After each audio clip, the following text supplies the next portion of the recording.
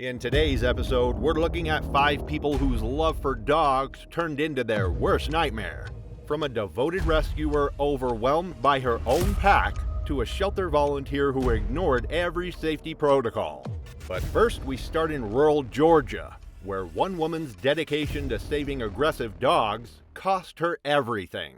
It was October 15, 2016, and the Georgia sun was setting over Rebecca Martinez's 10-acre property, casting long shadows across a maze of makeshift kennels and chain-link runs. The constant barking that echoed across the land had become the soundtrack of her life. 40 rescue dogs, each one carrying the scars of abuse, neglect, or abandonment. At 34, Rebecca had spent 8 years building her unofficial sanctuary, taking in the dogs that other shelters wouldn't touch. The aggressive ones, the biters, the animals marked for immediate euthanization. Her recent divorce had left her financially strained and emotionally isolated, with only her dogs for company on the remote property.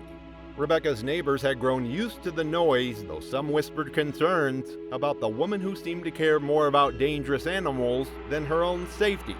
She rarely left the property anymore, moving between enclosures with hands scarred from countless bites, badges of honor in her mind. Friends who still visited noticed the changes in Rebecca over the months. She'd grown thinner, more withdrawn, speaking more about her dogs than anything else. Her ex-husband had tried to warn her about the dangers, but Rebecca dismissed his concerns as jealousy over her dedication. The local veterinarian had stopped making house calls after Rex had lunged at him through a fence gap, requiring stitches on his forearm. Even the feed delivery drivers had begun leaving supplies at the gate, rather than approaching the main compound. The main enclosure housed her 3 largest rescues: Rex, a 90-pound pit bull mix with a history of severe abuse; Titan, an 85-pound Rottweiler cross; and Scar, a 75-pound mixed breed whose face told the story of his fighting past. What Rebecca didn't realize was that these 3 had been forming an alliance over the past few weeks, establishing a hierarchy that put them at odds with anyone who came between them and food. The warning signs had been there for anyone trained to recognize them. The 3 dogs had begun sleeping closer together, sharing food bowls, and displaying coordinated territorial behavior when other dogs approached. They'd started following Rebecca's movements more intently during feeding times, their body language shifting from grateful anticipation to something more predatory. But Rebecca, exhausted from managing 40 animals alone and emotionally invested in seeing progress where none existed, missed every signal. As evening approached, Rebecca began her daily feeding routine, the most dangerous part of her day. She filled 5 buckets with kibble, the metallic clanging sending the dogs into a frenzy of anticipation. The ground was still wet from an afternoon thunderstorm as she approached the main enclosure, buckets in hand. The 3 large dogs pressed against the fence, their eyes locked on the food, muscles tense with anticipation. Rebecca had done this routine thousands of times before, but tonight felt different. The air seemed charged with more than just humidity. As Rebecca unlatched the gate and stepped into the enclosure, her worn boots slipped on the muddy ground.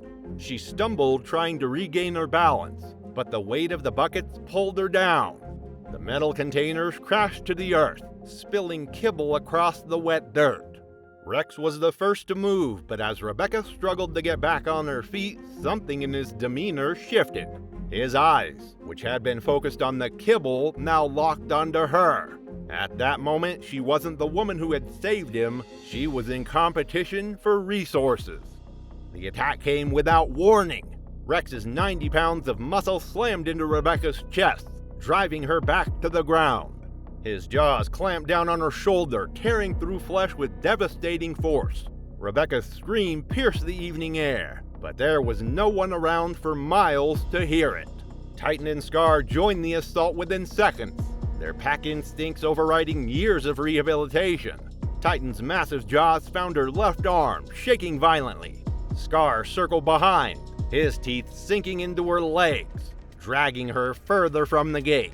Rebecca fought desperately, her free hand clawing at Rex's face, trying to break his grip. But the dogs were in full predatory mode now, their attacks coordinated and relentless.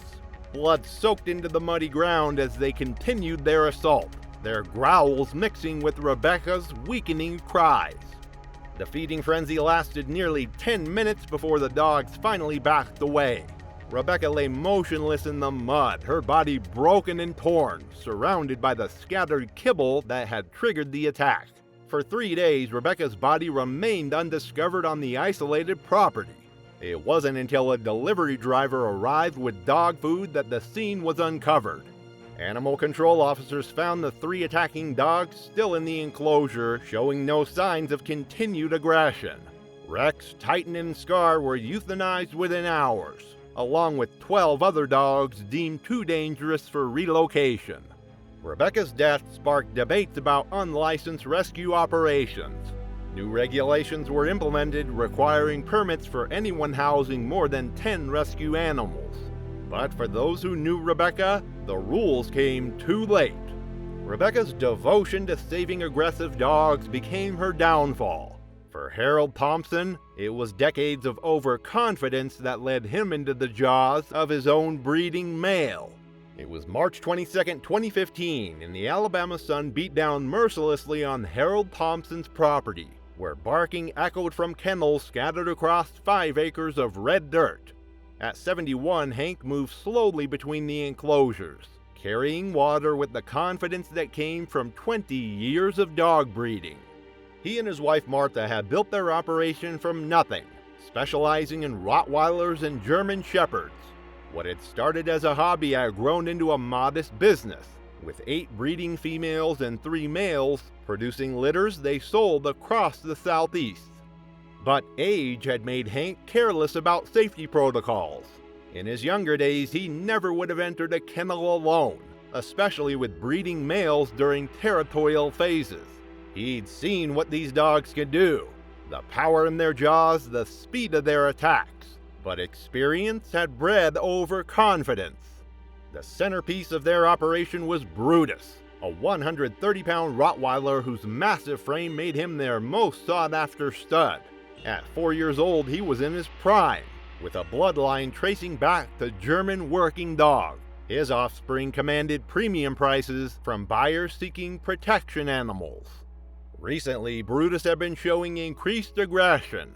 A minor injury to his left rear leg had left him limping and irritable, causing him to snap at Martha when she tried to examine the wound.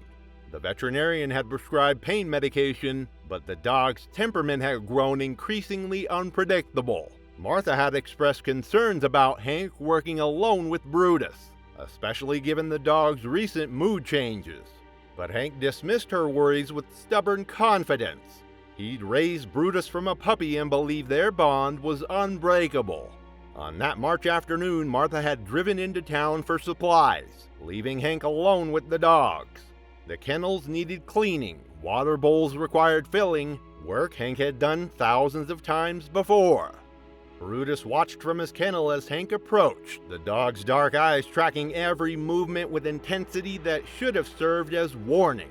The animal was panting heavily despite the shade, his injured leg causing him to shift uncomfortably. Pain had a way of making even docile animals unpredictable, and Brutus was far from docile. Hank unlocked the kennel gate and stepped inside, bucket in hand, his attention focused on the dirty water bowl in the corner. He'd performed this routine hundreds of times, but today Brutus was different. The dog's ears were pinned back, his tail held low, his massive body coiled with tension. As Hank bent down to clean the water bowl, his back turned to the dog. Brutus made his decision. There was no growling, no warning, just 130 pounds of muscle launching through the air with devastating force. The impact drove Hank face first into the concrete floor, his bucket clattering away as Brutus's jaws found their target. The dog's teeth sank deep into Hank's throat, crushing his windpipe and severing major blood vessels in a single catastrophic bite. Hank's hands clawed desperately at the animal's massive head, but Brutus had locked on with predatory determination. The dog's powerful neck muscles allowed him to shake violently, tearing through tissue and bone with mechanical efficiency. Hank's screams were cut short by the damage to his throat, replaced by a wet, gurgling sound that grew weaker by the second. Blood pooled beneath his body as Brutus continued his attack, driven by instincts bred into his lineage for generations. The assault lasted less than 3 minutes, but the damage was irreversible. When Brutus finally released his grip, Hank lay motionless on the kennel floor, his life ebbing away in the Alabama heat. Martha returned home 2 hours later to find the property strangely quiet. She called out for Hank as she walked toward the kennels, but received no response. When she rounded the corner and saw Brutus standing guard over her husband's body, the full horror became clear. The dog's reaction to Martha's presence was immediate and threatening. He positioned himself between her and Hank's body, his lips pulled back in a snarl. Martha backed away slowly, dialing 911 from her truck. Sheriff's deputies arrived within 20 minutes, but Brutus refused to allow anyone near Hank's body. After consulting with animal control, the decision was made to shoot Brutus rather than risk additional casualties. The massive Rottweiler died with 3 bullets in his chest. The investigation concluded that Hank's death was a tragic accident caused by his failure to recognize warning signs of an aggressive, injured animal. The breeding operation was shut down, the remaining dogs relocated, and Martha was left to grieve both her husband and the animal that had been part of their family. Hank's overconfidence proved fatal. For Maria Santos, it was her belief that she could tame Detroit's feral dogs that led to her final feeding run. It was July 8, 2017, and Detroit's summer heat shimmered off abandoned lots as Maria Santos loaded her car with dog food and water. At 28, she'd spent 5 years walking dogs by day and feeding Detroit's feral population by night. Recently laid off, she'd been spending more time in dangerous neighborhoods, trying to help animals most people considered beyond saving. The economic collapse had hit Detroit hard, leaving entire neighborhoods abandoned and creating perfect breeding grounds for packs of wild dogs. These weren't lost pets. They were second and third generation feral animals that had never known human kindness, surviving by scavenging and defending territory with savage efficiency. Maria's regular route took her through 6 abandoned lots, each home to a different pack. She knew their hierarchies, feeding schedules, and individual personalities. But the newest group concerned her the most. 6 dogs led by a large German Shepherd mix she'd nicknamed Alpha, including several animals she didn't recognize. This pack was hungrier, more aggressive, and less predictable than the others. But Maria's compassion overruled her caution. These animals needed help, and she was the only one willing to provide it. As twilight settled over the abandoned neighborhood, Maria parked near the lot where Alpha's pack had made their home. The area was a wasteland of broken concrete and waist-high weeds, perfect cover for animals that had learned to hunt and hide. Maria had been feeding this pack for 3 weeks, always maintaining safe distance. But tonight felt different. The dogs seemed more agitated, their movements more coordinated, their attention more focused on her than the food. What she didn't realize was that pack dynamics had shifted with the addition of 3 new dogs, animals that saw humans not as providers, but as competitors. Alpha emerged from the shadows first, his 80-pound frame moving with predatory grace. Behind him came the others, a scarred pit bull mix, 2 smaller dogs, and 3 newcomers whose breeds were impossible to determine. Their eyes reflected the dim streetlight like mirrors. Maria began distributing food as always, tossing handfuls of kibble in different directions to prevent fighting. But tonight, the strategy backfired. Instead of dispersing to eat, the dogs began to circle her, their movements coordinated and purposeful. When 2 smaller dogs began fighting over food, Maria made the fatal mistake of stepping forward to break up the altercation. The moment she moved toward the fighting dogs, Alpha's pack instincts kicked in. To him, she wasn't the woman who had been feeding them, she was competition for scarce resources. His lips pulled back in a silent snarl as he launched himself at her with devastating force. Maria had no time to react. Alpha's 80 pounds slammed into her chest, driving her backward onto the broken concrete. His jaws clamped down on her left arm, teeth punching through her jacket in the flesh beneath. The other dogs joined within seconds, their pack mentality overriding any memory of Maria's kindness. The scarred pit bull grabbed her right leg, his powerful jaws crushing bone as he shook violently. The two smaller dogs went for her torso, tearing through clothing and skin. Maria's screams echoed through the abandoned neighborhood, but there was no one left to hear them. The houses had been empty for years, their windows boarded up. She fought desperately, but 6 dogs working in coordination were more than any human could handle. The pack dragged her deeper into the lot, away from any possibility of rescue. Their coordinated attack spoke to generations of predatory instincts, refined by years of urban survival. These weren't pets gone bad. They were wild animals that had learned to see humans as threats or prey. Maria's movements grew weaker as blood loss and shock took their toll. The dogs showed no signs of stopping, their feeding frenzy triggered by blood and the thrill of a successful hunt. By the time they finally backed away, Maria lay motionless among the weeds and debris. Her body was discovered the next morning by urban explorers. It took 3 days to capture all the 6 dogs using tranquilizer guns and cage traps. The pack was euthanized within hours, their wild nature making rehabilitation impossible. Maria's death sent shockwaves through Detroit's animal advocate community. New safety protocols were established, but for Maria's family, the changes came too late. Maria's belief in her connection with feral dogs cost her everything. For Jennifer Walsh, it was her determination to save an aggressive pit bull that led to a fatal encounter. It was December 3rd, 2014, and fluorescent lights cast harsh shadows across rows of kennels at the county animal shelter. Jennifer Walsh, 25 and halfway through veterinary school, moved between cages with a determined stride, believing every animal deserved a second chance. As a weekend volunteer, Jennifer had developed a reputation for advocating for the shelter's most difficult cases. While others focused on friendly, adoptable dogs, she gravitated toward the aggressive ones, animals marked with red cards indicating immediate euthanization. The dog that would cost Jennifer her life was Diesel, a 75-pound pit bull with a scarred muzzle and eyes that seemed to hold years of rage. He'd been surrendered after multiple bite incidents, including an attack on a neighbor's child requiring emergency surgery. The behavioral assessment was decisive. Too dangerous for adoption. Scheduled for euthanization Monday.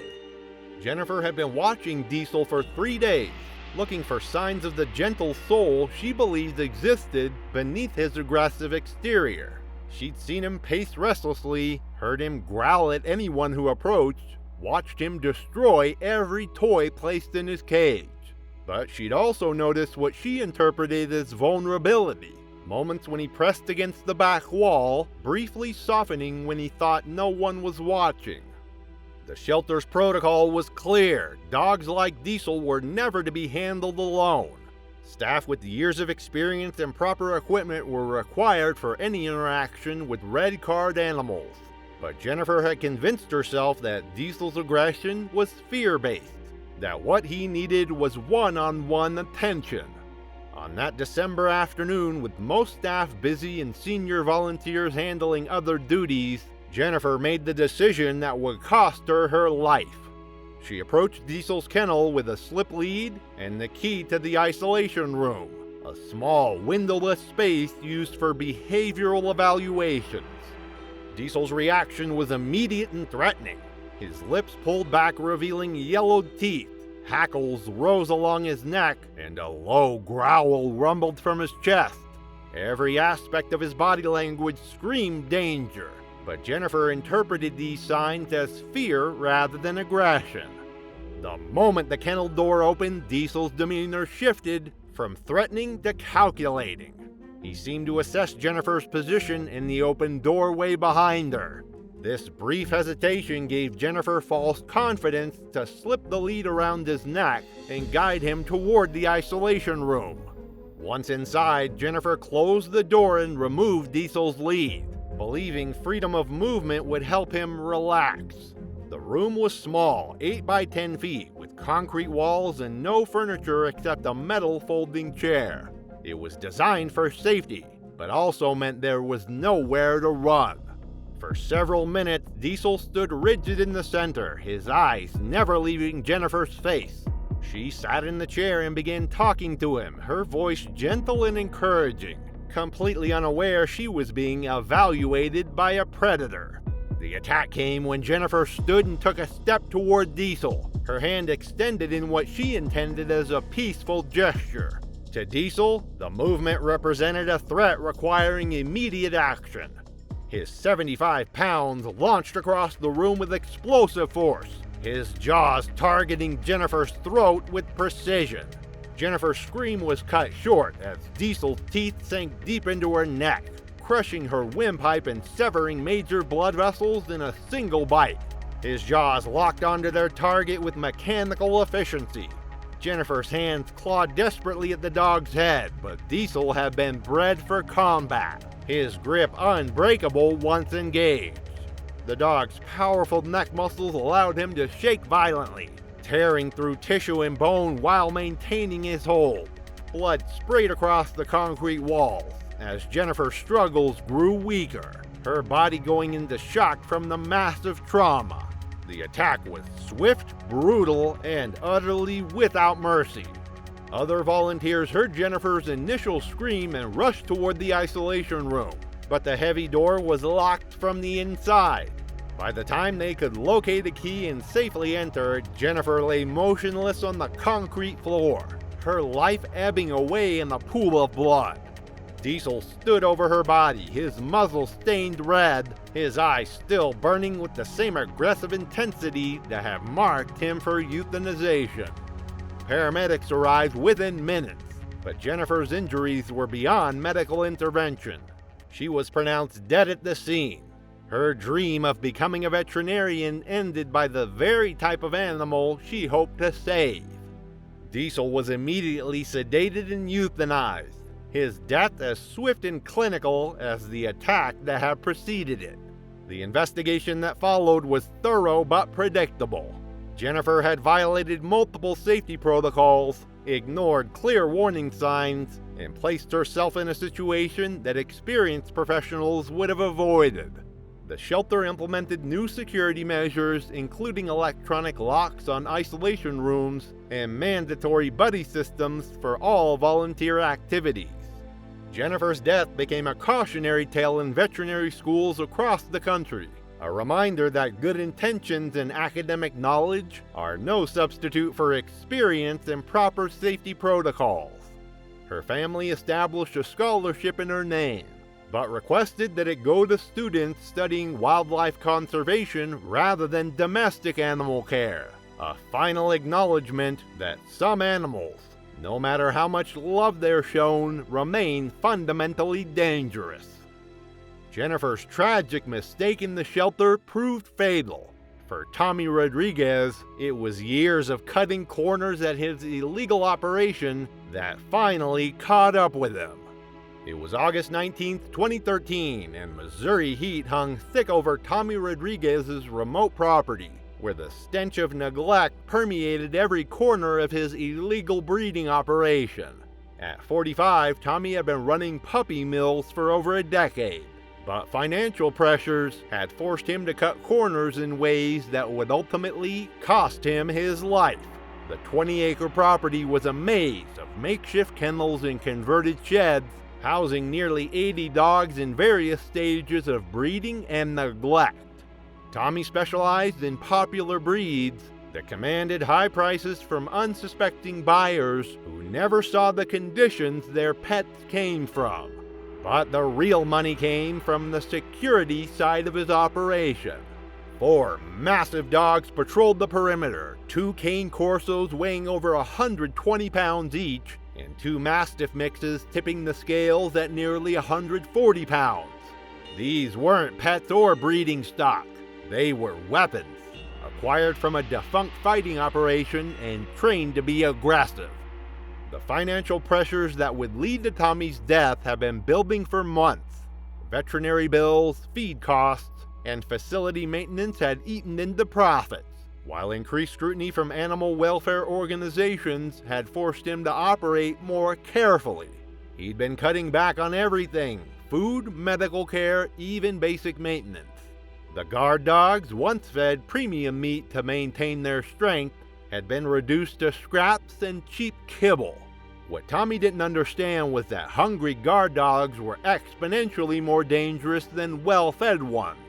Hunger sharpened their predatory instincts, made them more territorial, and reduced their tolerance for human presence. The 4 animals that had once been content to patrol were now viewing everything on the property, including Tommy himself, as potential competition for scarce resources. The dogs had been showing signs of increased aggression for weeks. They'd begun fighting among themselves over food, marking territory more aggressively, and showing less deference to Tommy's commands. A smart operator would have recognized these warning signs, but Tommy was desperate, distracted, and dangerously overconfident. On that sweltering August night, Tommy made his final rounds of the property, checking on breeding females and security systems. It was past midnight and the Missouri countryside was silent except for distant barking and the hum of inadequate ventilation fans. He carried a flashlight and a metal rod for moving aggressive animals, but his attention was focused on financial calculations rather than the danger lurking in the shadows. The guard dogs had been without food for 3 days, not by design, but because Tommy had been too busy dealing with a sick litter to maintain their feeding schedule. Their hunger had reached a critical point where survival instincts overrode years of conditioning. They were no longer guard dogs protecting property. They were predators looking for their next meal. Tommy's mistake was approaching the area where he kept the guard dogs without proper precautions. Normally, he would have fed them first, ensuring their compliance before entering their territory. But financial stress and exhaustion had made him careless, and he walked directly into their domain, carrying nothing but a flashlight and false confidence.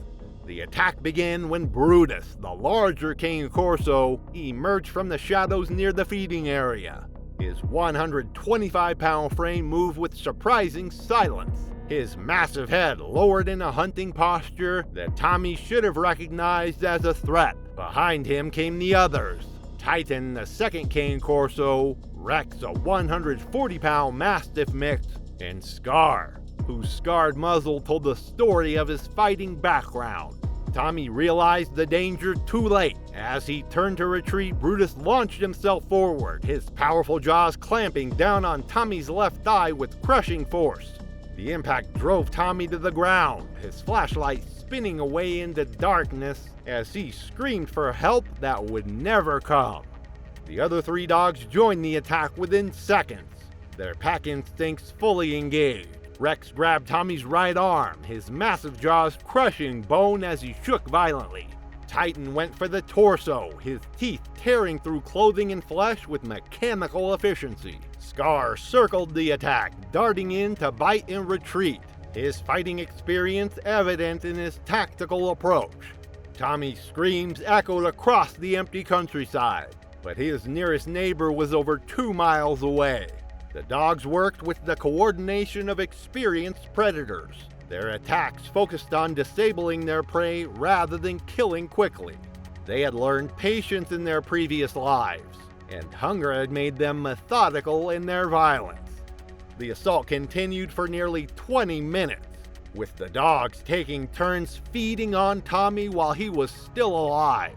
His struggles grew weaker as blood loss and shock took their toll, but the animals showed no mercy.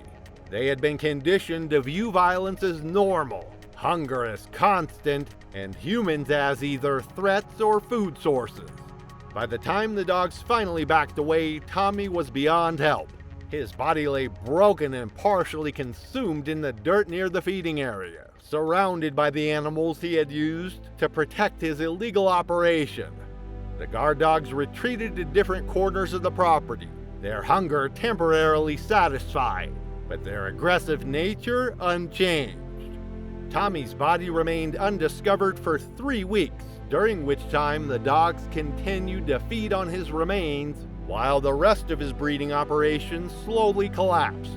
The other dogs, trapped in their kennels without food or water, began dying of starvation. The stench of death eventually attracted authorities investigating reports of animal cruelty. When sheriff's deputies finally arrived, they found a scene of unimaginable horror. Tommy's remains were scattered across the feeding area, while dozens of dead and dying dogs filled the makeshift kennels. The 4 guard dogs were shot on sight after showing aggressive behavior toward the responding officers. The investigation revealed the full extent of Tommy's illegal operation. Dozens of breeding females kept in deplorable conditions, puppies dying from disease and neglect, and financial records showing he'd been selling sick animals to unsuspecting buyers across multiple states. The surviving dogs were euthanized due to their poor health and aggressive conditioning. Tommy's death marked the end of one of Missouri's largest illegal puppy mills, but it came at a cost that extended far beyond his own life. The animals he'd exploited for profit had ultimately become his executioners, their hunger and desperation turning them into the very monsters he tried to create. Thanks for watching this video. If you loved this episode, you'll definitely want to check out the one on your screen right now about the deadliest animal encounters caught on camera.